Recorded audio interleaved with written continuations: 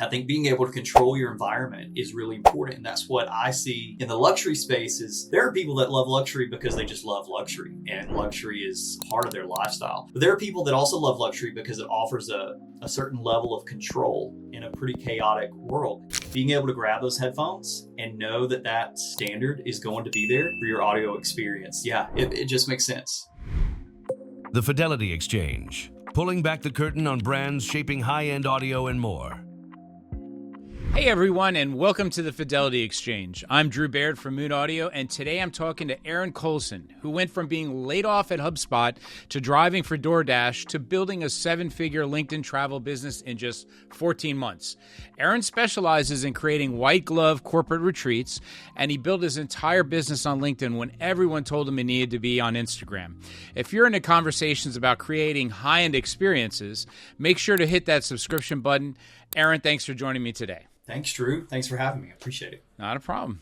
So walk us through that moment when you got laid off from HubSpot. What was going through your mind? Yeah, I think the one thing I had going for me, Drew, was that I was pretty miserable in the job. And so I was quite surprised. I think we hear that story a lot, don't we? Absolutely. I think it was very catalytic for me. Yeah, I landed HubSpot about a year earlier, and it was a dream job. I was told I had basically professional tenure, that I'd never need to look for another job again. It was not the experience that I was hoping for, and was pretty unhappy for the year I was there. And then unexpectedly I was let go. So I think what was going through my mind was a sense of dread and a sense of relief simultaneously. Yeah. So it was, like I said, very catalytic. So from then, DoorDash to 7 figures in 14 months. What was the turning point where you knew this was going to work for you?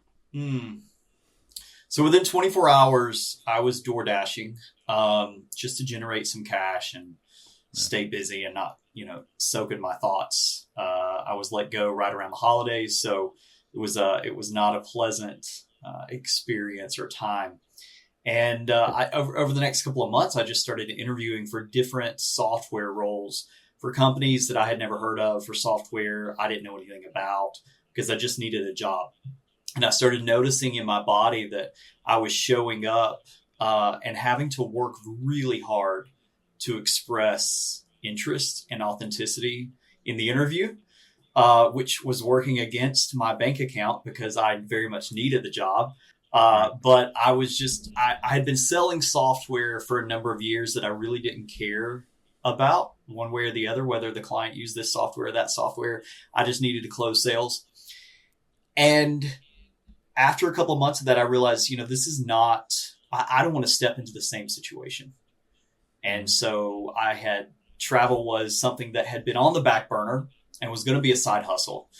And I looked at my wife one day, I said, I want to take 2 months. Let's take 2 months. I want to go all in on travel. I want to go all in on LinkedIn.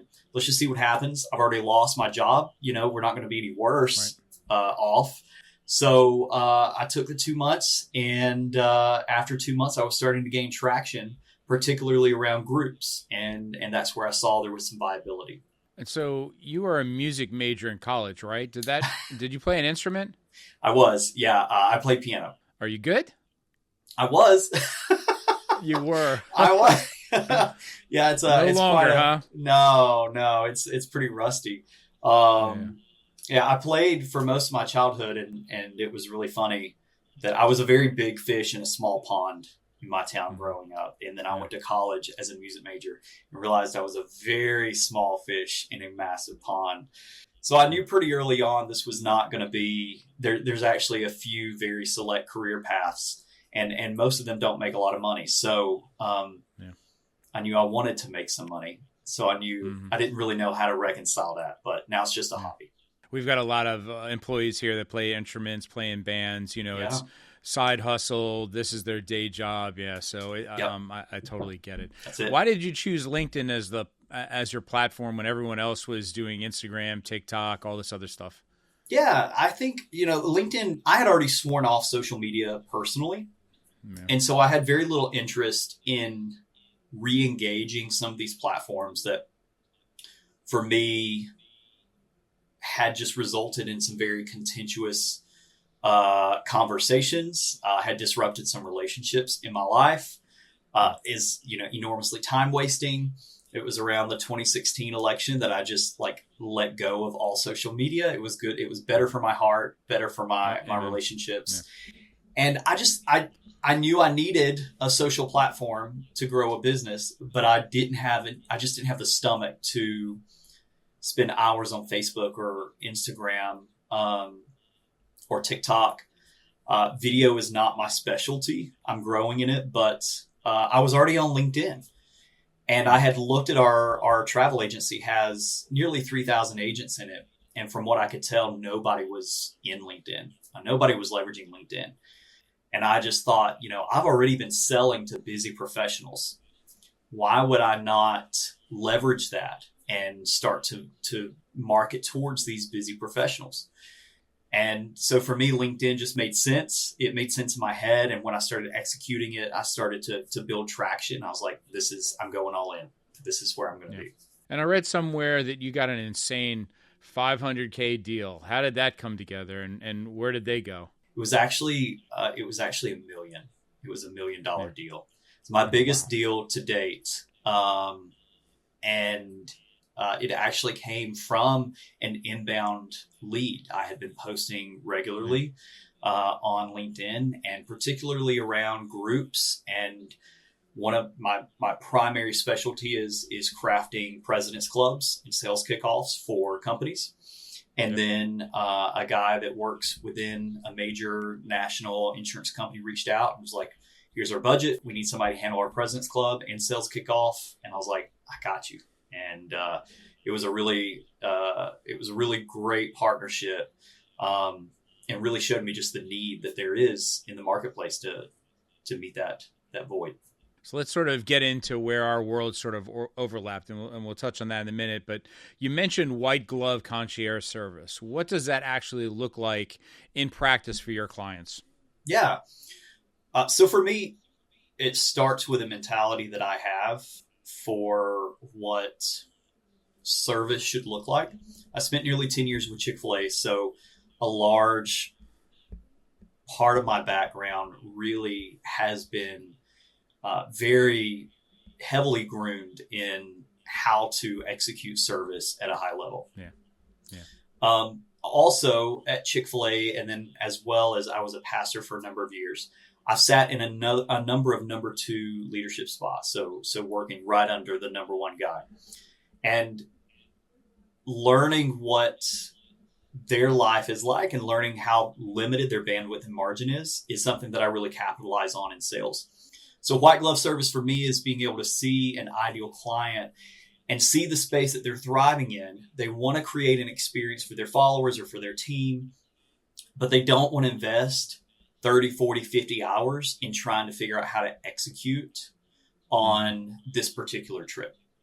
So for me to step in and say, hey, I'm able to take all of that off of your plate so that you can show up and be who only you can be. There's only one person in the room that can actually be you. Let me step in and create that space for you to do that. So you're not having to run triage on this. You're not having to think about the logistics of that. You've got somebody just handling enjoy. All. Just enjoy and just be you. And honestly, that's what your team's looking for from you. Yeah. So it's not that I'm stepping into a space and doing something that my clients can't do for themselves. It's that they understand how much they're worth per hour. Mm-hmm. And their time is not well spent creating and executing the logistics of a trip. So when you're designing these high-end experiences for corporate groups or influencers, what are they really looking for beyond just a nice trip? Yeah, they're looking for an experience that is a bit unconventional. So, I think when I step into the luxury space, I have clients that they're familiar with Ritz-Carlton. They're familiar with Four Seasons. They may even like these brands because they're phenomenal brands, but they love the unexpected. And so being able to deliver the unexpected, I just took a call earlier today. A client wants to host a 5-figure event that's a retreat, a wellness retreat for 10 to 15 high income earners. And I was able to show her just this extraordinary property south of Austin that is unlike anything she's ever seen before. So being able to deliver the unexpected, but also being able to have that high touch. So I'm able to provide for VIPs the type of service that they're looking for, whether they're bringing kids or, you're entertaining the C-suite or investors. Being able to be attentive to the type of environment that these leaders want is where I really thrive. Tell us a little bit about some of your favorite trips that you've planned for folks. So a couple, one really comes to mind. It was a President's Club in a place called Krabi, Thailand, and it's a small island off of Phuket. And they were pulling team members from all over the world, flying them over. It was about 30 hours of travel time. So you had to fly to Bangkok and then fly into Phuket domestically. And then they took a speedboat out to this gorgeous island that looks, it's like ripped from the scenes of White Lotus or something like that. And just the most incredible experience that they had. They, were able to walk the town of this itty bitty island off the coast of Thailand. They were able to have luxurious experiences there on the resort, spend time with elephants at a local sanctuary. And so that was absolutely one of the most exciting for me and most rewarding, because I love to be able to see. I'm familiar with P clubs. I've been in the sales world for a while, so I love for teams to be able to come back and say that was the best trip we've ever had. You made it so easy, but it was also the most enjoyable. So for teams to come back and be refreshed, particularly in the leadership, because a lot, for them it's work, and to be able to create that environment where they can rest too. That gets me excited. When we talked before, you said you're sending people on trips you can't afford yourself yet. Well, the whole point of, part of the reason I started Moon Audio is sort of the same way, because I couldn't afford the cables I wanted. I got married, I had my first child, I bought my first house. I had all this equipment, and I had to run all kinds of crazy long runs of cabling. So I bought all this extra, I bought all this off-the-shelf wiring and connectors, high-end quality stuff, built all these cables. Right around the same time eBay started, I threw all these extra cables that I didn't have, I didn't need after the install on there, and they sold in a couple of days, and it was like, light bulb goes off. When are you going to plan one of these luxury trips for yourself? Every chance I get. So I can't afford them always at the rack rate, but we do have ways, especially when you start to build relationships with properties. They are oftentimes eager for you to come out, experience the property, create content. So I do that around President's Clubs, and then we're able to find strategic ways, even for me to be able to bring my family. I've got 4 kids, so we're not going to be booking 4 seasons off the website, but being able to build relationships with properties definitely allows us some experiences that we would have had otherwise. So part of the reason I wanted to have this conversation today is, so the overlap is here. Part of the reason I see our two business models sort of overlapping is because of the experience. That's become really huge now in everybody's lives. It's all about experience places to go. Starbucks sort of started that with their coffee places is, not just a place to pick up a cup of joe, but an experience to go relax, hang out, do meetings, in between meetings or calls or whatnot. Third space, you can stop right? there. It's that exactly that third space. And what we do here at Moon Audio is very concierge in that my wife sort of calls me an audio psychologist, right? Somebody calls up and said, hey, I'm going on this big trip, or I'm traveling all the time. I'm on airlines. I'm in airports all the time. I'm stuck in hotels. I need some stuff to do in my downtime. And so, where we do all 2-channel high-end audio, but where we truly specialize here is in portable audio. We sell high-end digital audio players, which are like iPods on steroids, right? They go from anywhere from $500 to $4,500 for like a solid billet copper one with, incredible leather cases. And then we've got headphones that go anywhere from, $100 all the way up to, we've got, and this is more not for travel, but for home setups, like a $30,000 electrostatic headphone system. I mean, it's expensive. Incredible. I Wow. sort of explained to people that we're like watches, right? You can go to Walmart and buy a watch. You can go buy a Rolex. The Rolex is $20K. The Walmart one's like maybe $5 on the end cap somewhere, right? They both tell time, but they do it so much different, right? It's about the experience. Yes. And so a lot of your folks have a lot of downtime in hotels and traveling. And I was just like, you know what? I mean, it makes so much sense, the crossover between these sort of two business models, in that, sure. I'm taking this stuff on trips that you're creating. We've had some experience. We worked with one experience planner to do this huge Greece trip, many years ago, probably, like the last trip before our kids get married. They were in the middle of college, graduating, stuff like that. It was like sort of like the last hoorah of a family vacation. Yeah. I mean, I'm sure we're going to get together on vacations in the future, but this was something really special. Yeah. And, of course, all of my kids are, duped out with headphones from me. And, I had my setup and whatnot. And it's all about, that downtime, what you can do. How to enjoy that high res music while you're or watching a movie on a plane with some really good in-ear monitors or something else like that. Absolutely. Yeah. Yeah. I think about it like stacking your luxury experiences. If you're flying to go stay at the Four Seasons in Anguilla, where I booked this company at, the CEO probably is not going to use the iPhones that came with his or the iPods that came with his iPhone, right? Or the free headphones they pass out on the planes, right? Oh, definitely not those. Definitely not those.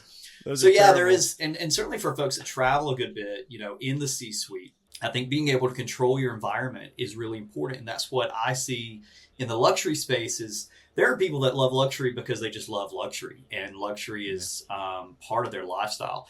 But there are people that also love luxury because it offers a certain level of control in a pretty chaotic world. And when you're moving and leading at a high level, and you're moving very quickly, and you've got a lot going on, being able to step into, say, the Ritz-Carlton and know that your experience is going to be the same across the board. Yeah.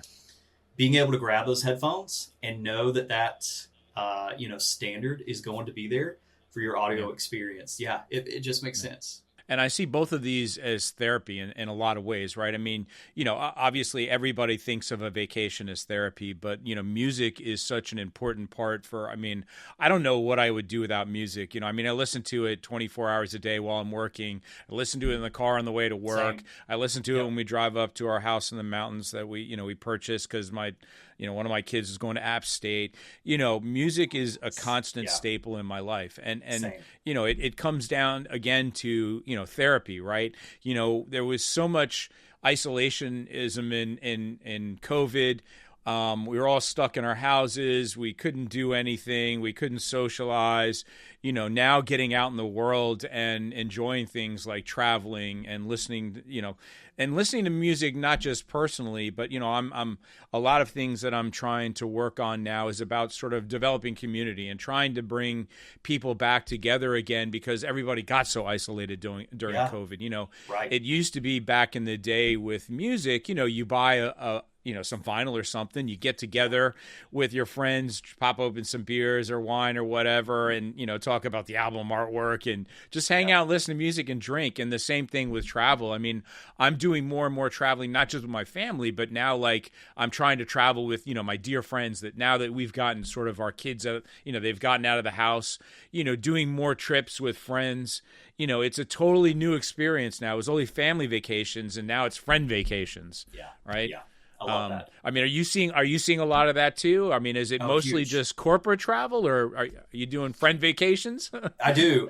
So I do primarily corporate travel, but I also, I have a small percentage that is in the luxury and adventure space, and those can be multi-generational trips. Those are oftentimes, empty nesters who are taking, maybe it's just them and their spouse, or they're taking friends with them, and they want to do things that they've always dreamed about. And travel has been beating records every single year since COVID. Since things have reopened, like I just saw a stat yesterday, the CEO of Royal Caribbean said that their boats are already 75% filled for 2026. And this is February 11th. Yeah. So travel is just booming. And I think people are really hungry as we shifted into this more digital space. I think people are so hungry to get back out there and to have these experiences that unexpectedly were taken from us. And so, I love to, particularly for milestone trips, like I'm working with this couple right now who they just stepped into retirement and they're a little shy of starting to spend some of their money, but they're excited. They want to get out there. They want to go to Switzerland and have this 10-day Switzerland adventure. And so I get to craft this experience for them they've always dreamed about. It's pretty cool. Yeah. You know, something that just popped in my head with, you know, I've had a lot of conversations lately about AI. Have you experimented with AI at all in terms of sort of planning trips? And I'm thinking more from a visual standpoint, right? Yeah. I mean, AI, you know, I don't know if AI is doing anything yet, but I'm seeing so many of my friends that are in different spaces using AI as an experience test platform to figure out, okay, you know, let's talk about like cars for a second. You know, some people don't have the time to go to a dealership, test drive cars. They got to buy a car. And, you know, I'm talking about more about people with money. You know, they're talking about doing these AI experiences where you can actually, you know, use AI and AI goggles to actually experience the car driving experience without ever getting in the car. I would imagine I can see this going crazy in the travel space in terms of actually sort of doing like a preview for a place you might be going to visit to see if, you know, that's the place you want to go. Yeah. I have heard of that, more of these kind of VR experiences. I think initially when the idea, you know, came out, it was, this is going to, particularly during COVID, this is going to be as good as being there. And I think we quickly realized, you know, as cool as VR is and AI is, it's not. But I use AI every day. AI is my assistant. I've spent many hours training AI to know me and know my business and know my clientele. And so AI is a tremendous consolidator of information for us, particularly in the travel industry. So I think similar to, you know, as I was talking earlier with my clients, booking somebody's European adventure is not something that they can't do on their own. It's just probably going to take them 4 or 5 times longer. But they certainly can do it, but they also don't have that personal touch. And so I'm able to step in and be able to give them, you know, assurance. Hey, if this train is late or if your plane is canceled, like you've got somebody to call. And if you're building it all in AI, you don't have that. So I think learning how to integrate those tools with that personal service is what people are hungry for.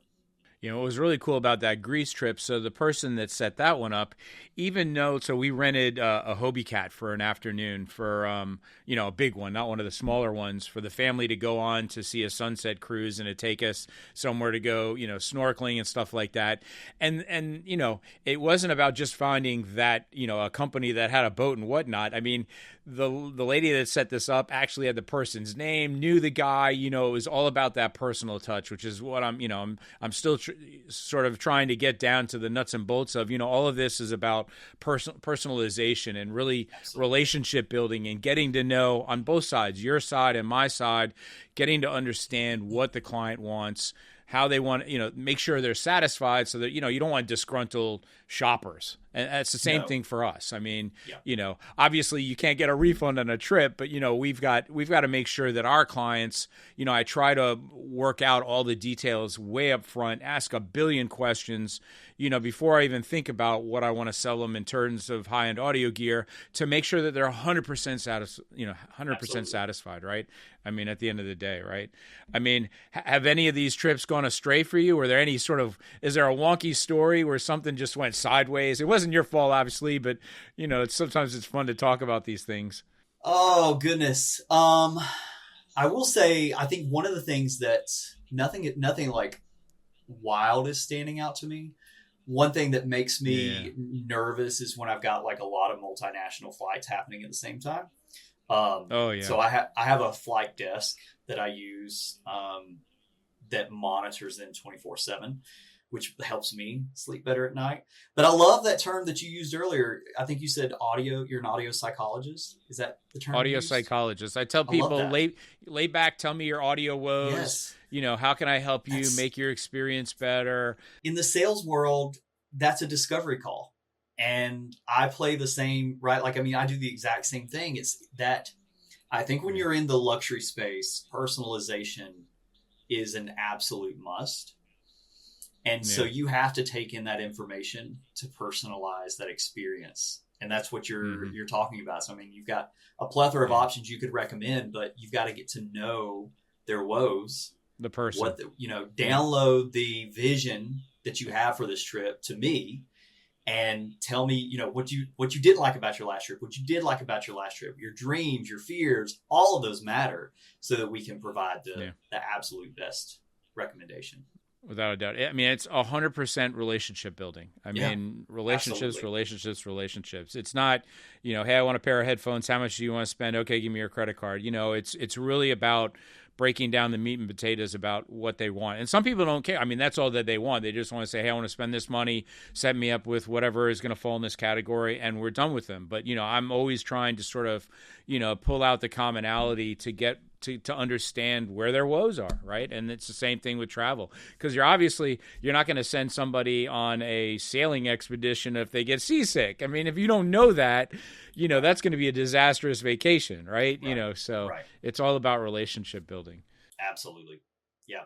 So I want to live vicariously through some of your clients. What's like the most expensive small trip that somebody booked with you to some crazy exotic place that was just like, oh my Lord, I wish I could have been there with them?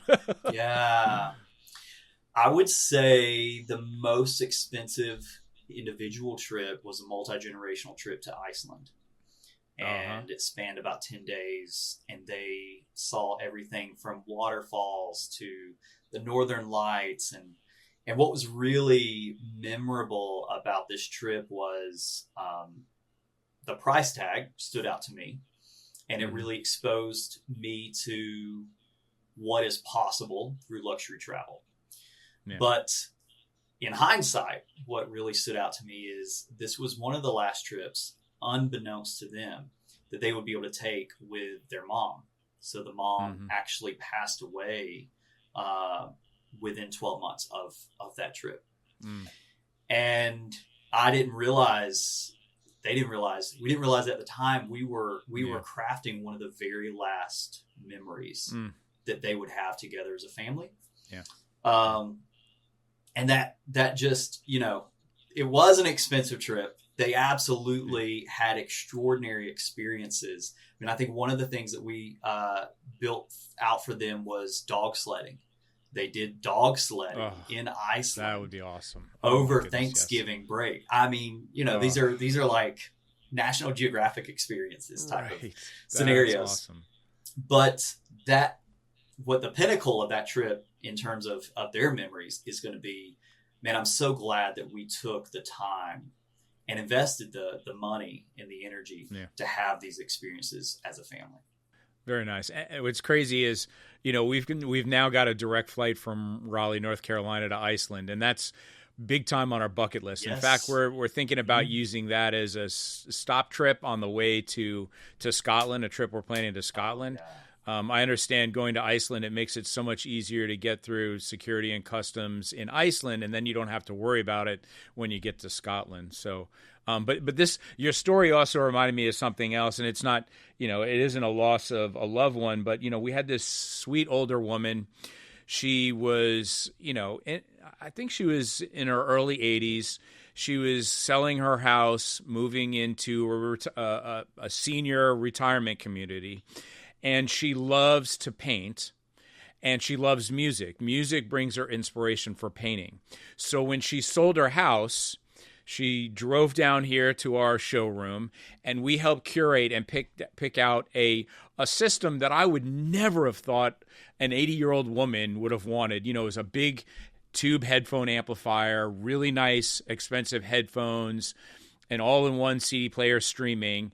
And this was so she could listen to music all day long while she painted. And this is what she was going to do for, until her time came, basically. That was what that was sort of her end of life game plan, you know, to enjoy life and to experience two things that she loves so much together at once, you know, because I guess it can be a very daunting thing to get to that part of your life, move into a senior home, and Sure. you know, it can be very a lonely existence. But to think, you know, I mean, the joy that it brought her, and honestly, it brought everybody here. I mean, it was like such a cool situation.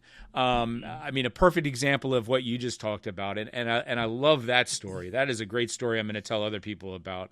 You know, I've been, you know, we've all got aging parents, and those are things that we all think about. Absolutely. That's a really, really cool idea to do that with parents. So everybody out there, call your mom and dad tonight.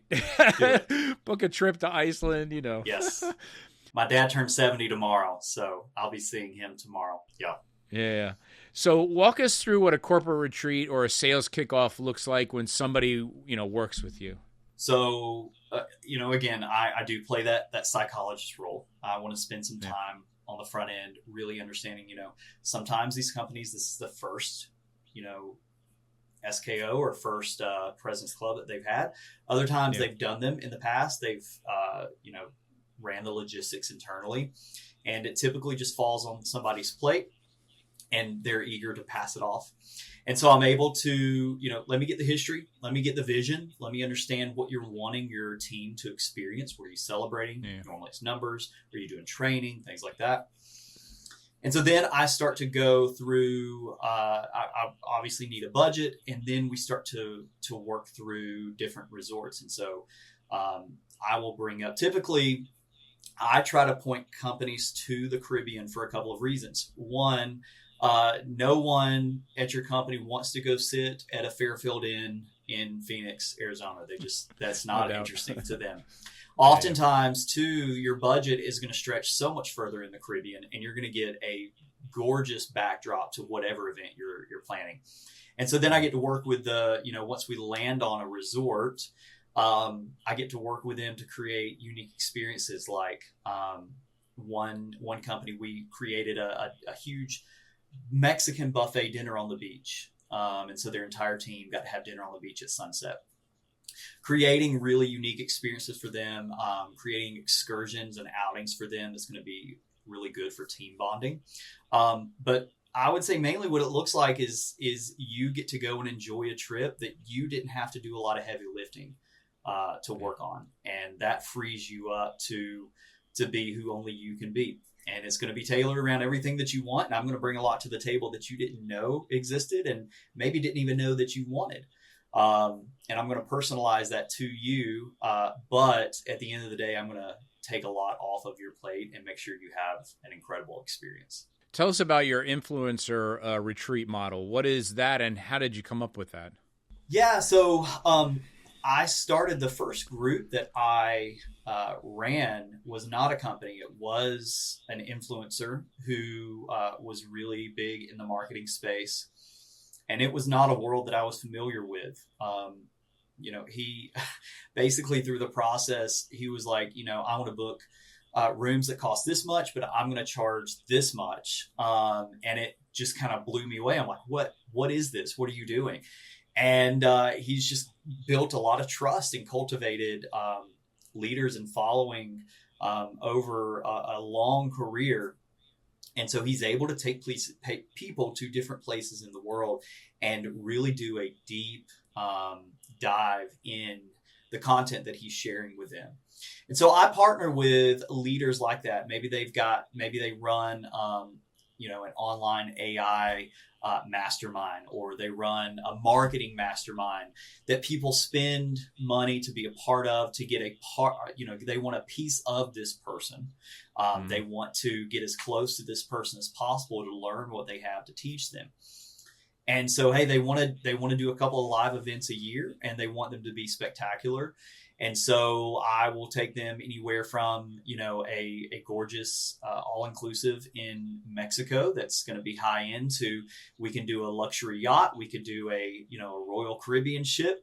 We can do a Ritz-Carlton outside of DC. So these are all this for one client. We've done all of these different trips. So that's what that looks like. Is it's adjacent to a company, but there's a lot more personalization around not only this personality, but also their, their mastermind that they have cultivated. So making sure that they've got the space needed to be able to really do the work that they are going to do, but also can still have the fun that they want to have. So what's your LinkedIn strategy? I'm trying to get more active on there myself. Any tips? Yeah. Yeah, I love LinkedIn. It's a good place. LinkedIn's grown a good bit over the last couple of years, but it's still, the barrier to entry is so low. It's just shockingly low when I see some of the really lazy DMs come in that are copy and pasted. I had one come in actually just today who literally the title said, "Hey name, how are you?"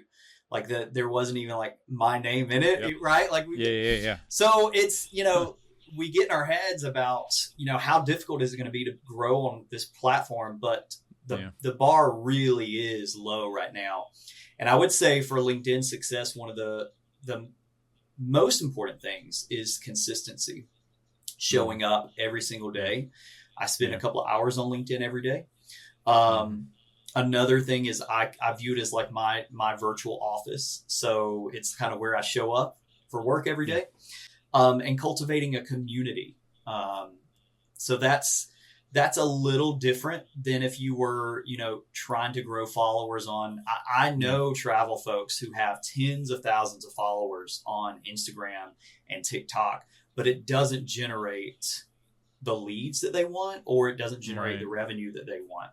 So you're really cultivating around a particular specialty, a niche. So high-end audio would play extremely well on LinkedIn because it's out of the norm. It's not something that most people, if you're a financial planner, you've got a much harder job on LinkedIn because there's a lot of those. But if you're in the luxury audio or luxury travel space, you've got a lot of space to be creative, and people really gravitate towards that. And the algorithm really rewards that too.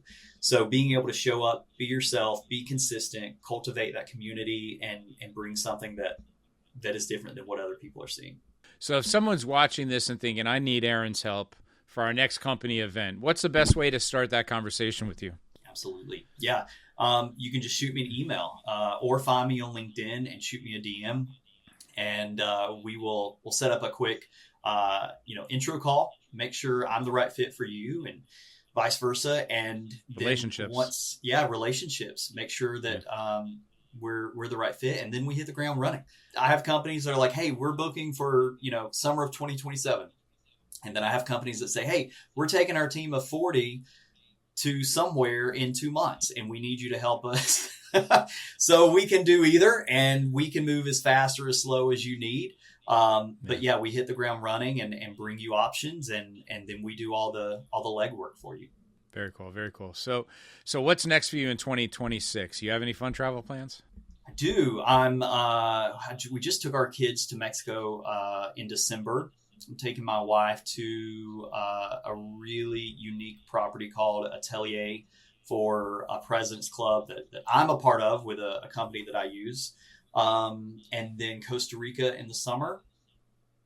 And then my wife is a big Disney, we're a big Disney family. And so we've got a couple of Disney trips planned as well, which will be fun. Is Caribbean like the hottest spot that everybody's sort of going to, or do you see a trend in certain places that people really want to get to? Or I think one of the trends is everything is trending. What's not trending is conventional, kind of big box, boring resorts are probably struggling a little bit more. But certainly what is trending is unique experiences, wellness experiences. Europe is trending a lot. And cruising is huge right now. And that, again, travel breaks records every single year. Cruising has broken records every single year for the last few years. So that's a really, really big, that's a big trend that we're still seeing continue to grow. And companies are absolutely capitalizing on it. It's a great place for groups, great place for families. I mean, it hits a lot of demographics, so it makes sense. All right, last question. what music you're listening to and loving right now. I always like to ask people that. I love that. So I figured you might ask that question, so I went back and looked at my playlist just from this week. All right, so I'll throw a few at you. The new Head in the Heart album. J.P. Cooper, he's a British like soul R&B guy. Haven't heard of him. I'll have to look him up. He's awesome. Red Hearse is they were like a one and done band, but the Jack Antonoff from the Bleachers, really cool stuff. And then I would say also, man, the last couple of Beyonce albums too, they get you moving. So yeah, I like a really wide variety. Yeah. I'm with you there. Well, Aaron, this has been fantastic. Thank you so much for sharing your story and your insights. Thanks for having me. Yeah, for everyone watching, if you've planned a corporate retreat, sales kickoff, or any kind of high-end travel experience, Aaron is your guy. You can find him on LinkedIn as your LinkedIn travel agent, or head to his website. Links will all be in the description below. And if you need high-resolution portable audio stuff, headphones, digital audio players, I'm your guy, Drew at Moon Audio. We'll drop all the links in the description below. And if you've enjoyed this conversation, make sure you're subscribed to the channel and hit that notification bell so you don't miss our next episode. Aaron, thanks again for being here. Thank you so much, Drew. This was awesome. Yeah. We'll see you next time on the Fidelity Exchange.